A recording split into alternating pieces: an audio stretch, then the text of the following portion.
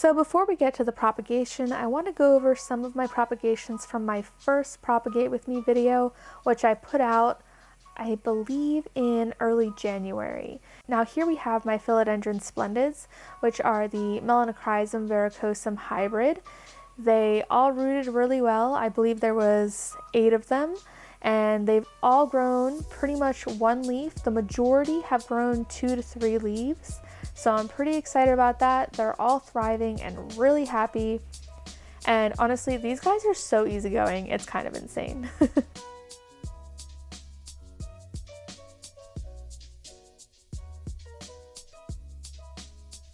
So for the next batch is the more woody type philodendron, which is the Philodendron Florida Ghosts. What I mean by woody is that their stem is very hard, and I find these guys harder to propagate. So my ghosts did pretty well for the most part. They didn't do poorly, but they're not as vigorous growing. And there was one that really hasn't even started rooting yet, which is kind of disappointing. But the mama plant has finally started growing a leaf. It took her a while to really bounce back. And then right next to her is the Mama Periso Verde, which honestly has a growth point but hasn't really done anything. And then you have the Periso Verde leaves, which all rooted really well and are doing fine. I'm just waiting for new growth to start on them.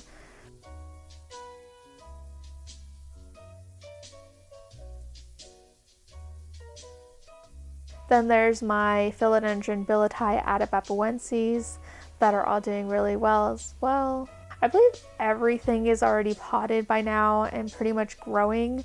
I know the ones that do the best and are usually the fastest are my Monsteras, but other than that, like philodendrons like Splendid and things like your Majesty, your White Princess, Pink Princess, things like that do really well. But I find, I don't know why, the ones with the woody stems, I think just because they have much more difficulty kind of jump starting the root system, that they just take a while. So that's kind of what happens there. So here are my Monstera aureas, which are all beautiful and thriving. Every single one has grown multiple leaves and they're all fully rooted and ready to take on the world. So I'm very happy with how these guys came out. They're just loving life in this tent.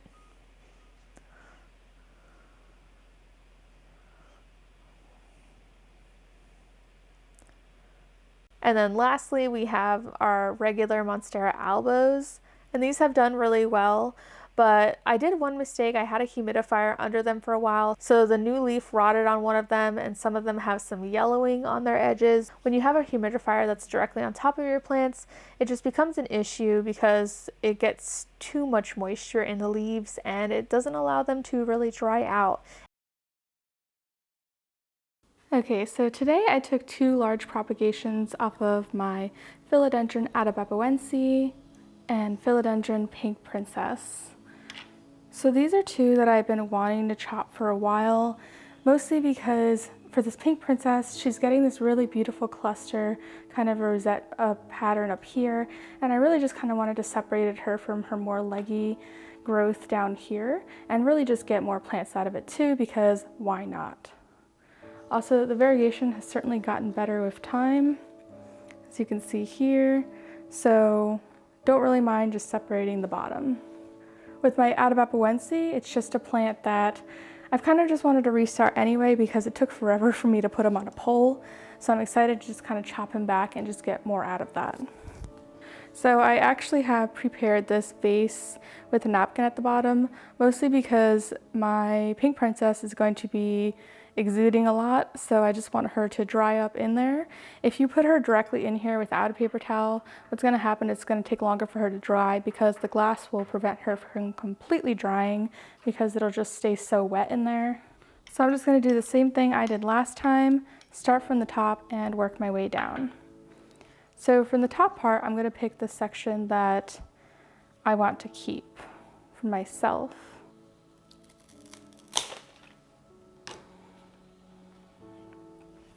So as you can see, it's a pretty big chunk that I am keeping, but she is looking so pretty. Actually, it would be difficult for me to even chop in between this cluster because as you can see, the internodal spacing is just so small on top here. And just look at the backs of those leaves. They're so pretty. Now that she completely takes up this whole vase. But always be careful when working with plants like this. This plant, Philodendron Dark Lord, they'll always exude this kind of like this, the color purple, which is very prone to staining.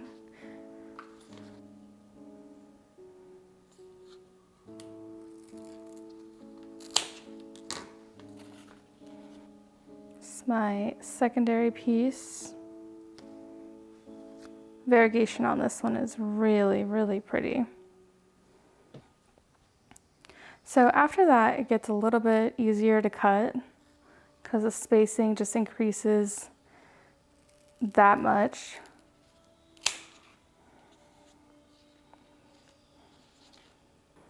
So as you can see here, that is a lot of space for us to cut.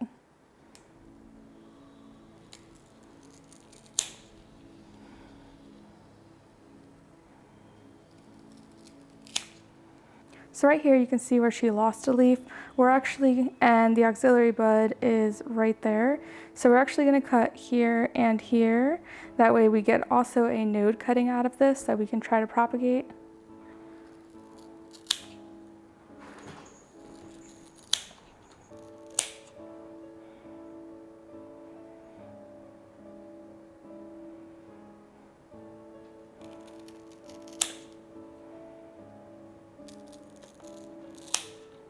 So we end up with 2 in there, 3, 4, 5, 6, 7, 8, 9. So we got at least 9 plants, 2 node cuttings that we can hopefully turn into plants, which would make 11, which would be amazing. She's honestly such a vigorous grower that it's actually pretty amazing. I'm actually glad to have this many plants. It's even more than I thought I would be having, but yeah, I'm super pleased with how that came out. All the little babies. What's nice about these two, if you want to just put them out and display them, they also make great like temporary bouquets while they're rooting. It's just really fun to look at them, and even the roots themselves, they look so cool. Like it just kind of adds to the look. Here's our little 2 nodes. So you can see the node here and the new growth point up here, this little ball. I'm gonna drop those in. I'm actually gonna give these about 24 hours to dry out. And once their ends are fully calloused over, I will fill this vase up with water and just have them propagate here in water. Once their roots are sufficiently big enough, I'm gonna go ahead and plant them in pon.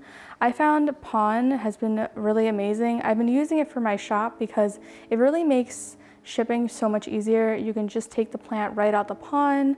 There's no cleaning off soil. It's really great, and I can reuse the pon because I ship in sphagnum moss. So it's really awesome. And the great thing about pon is the roots growing in pon are so much larger than the ones that would be growing in soil. So it's really, really cool to see that. That's her bloody napkin. All right, now to propagating my Atabapoense. So the first thing I want to do here is actually take the biggest aerial roots and chop them back. They're going to be rooting from these aerial roots, but if you keep them this long, it's going to be extremely hard to pot your plant because they get so hard, you're not going to be able to turn them properly in your pot and they'll just break. So you may develop a root system at the bottom here, but if you try to pot it and it breaks like right here, you've lost your whole root system, and there's just absolutely no point in that. They will keep on growing even if you do cut them. So I'm going to cut them right here. Took a big chunk off. And the reason they get so long is because they're trying to reach the floor. So when they reach the forest floors, what happens is they're able to uptake nutrients, but in this scenario, it's not really applicable, so we don't need them this long. When they're just in my plant room, I do like to let them grow out because it's also helpful in stability. But when it comes to propagation, it's something that I find is more of a detriment when it comes to that than it is really helpful. I always cringe at cutting them because I feel like I'm maiming my plants, but it's just something that's got to be done. And this plant has amazing internodal spacing. The bottom portion of my plant, which I left in my plant room, it's really close together, but this one, oh my gosh, it's perfect for propagation. So I'm just going to be cutting a little lower because if you notice the bud on this plant, it's all the way right here. It's always across from the leaf. So I just cut like a little above that. Sometimes I do cut in the middle, but when you do cut in the middle, eventually nothing's gonna happen with the top portion of this.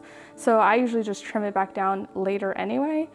But I think at this time, because it's so long here, I'm just gonna go ahead and trim it down anyway.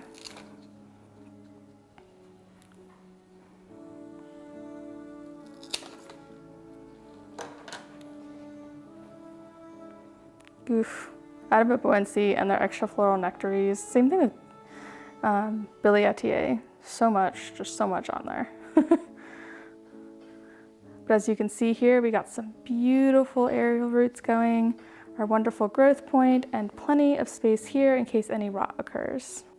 I apologize, I had stopped recording for a second and I completely forgot to start again, but you kind of get the general gist of how that cutting on this guy works.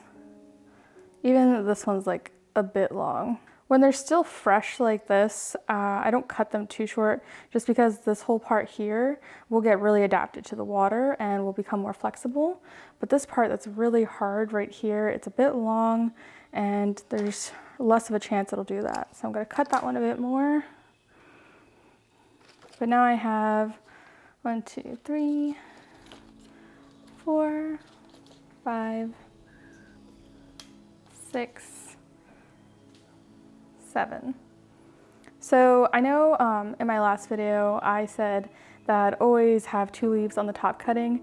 Now in a case like this where you have a new growth point and really good aerial roots already, you're completely golden. A lot of the times these nodes are very immature before you have your second leaf up here and you're not able to propagate it. In this scenario, they're very ready for propagation. I'm gonna go rinse these guys off in the sink to get some of that extra floral nectary juice off. Now with these ones, I'm gonna be doing the same thing that I'm gonna be doing to my princess cuttings. I'm gonna let them callus over for 24 hours, and then I'm gonna go ahead and fill this. That was a mistake. I really like that jar too.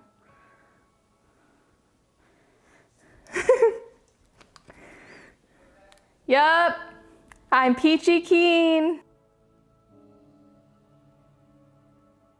So as you can see, my plant is fine. I made a stupid mistake and if you know me in person, you'll know how clumsy I truly am. It's honestly the worst.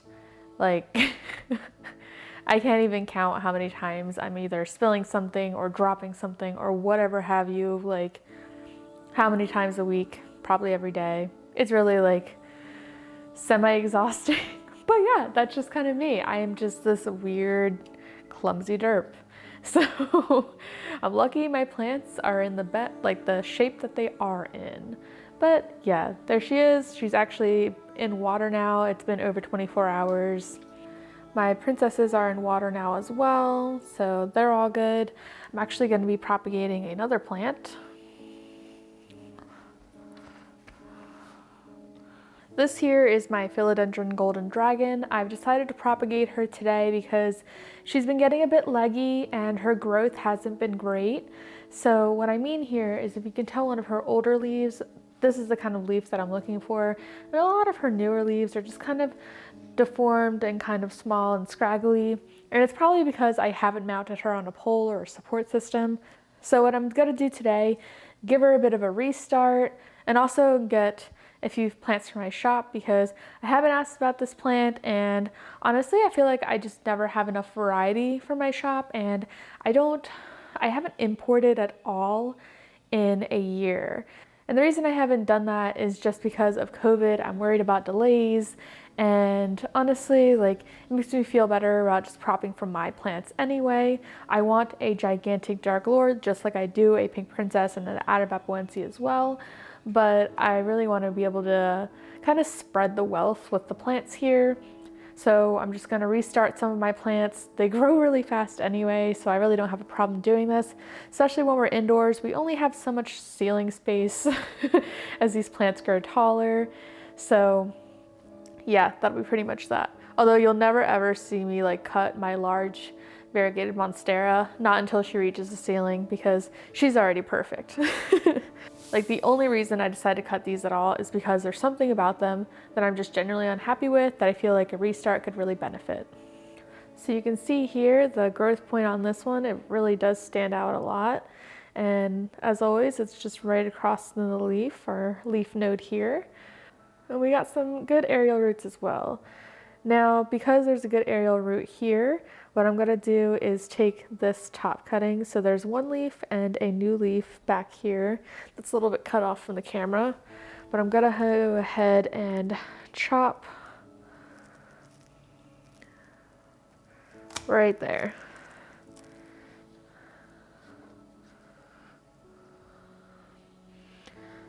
So again, only recommend chopping when you have a mature node. Immature nodes won't have aerial roots at all, and it's by far much more of a risk if you propagate like that. So this auxiliary bud's a little higher than I normally expect it to be. It's usually just right across.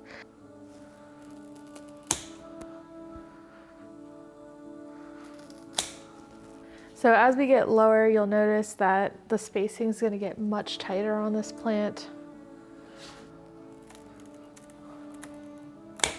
Whoa, that was a tough one. There she goes.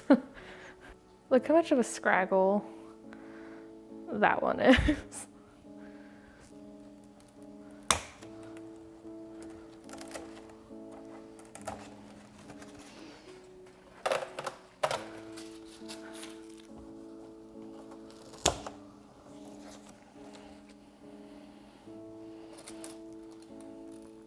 Now, if you look at this, we have some aerial roots actually stuck in the pot. So I'll probably just end up unpotting this plant here and then continue propagating as I do that. So I'm gonna set that up really quickly now. So now I know why she's been yellowing on the leaves a bit. She was pretty pot bound. It was very difficult to get her out of that pot. And yeah, so I'm just gonna tease her out to get those established roots out for that part of the plant. That way I can separate it.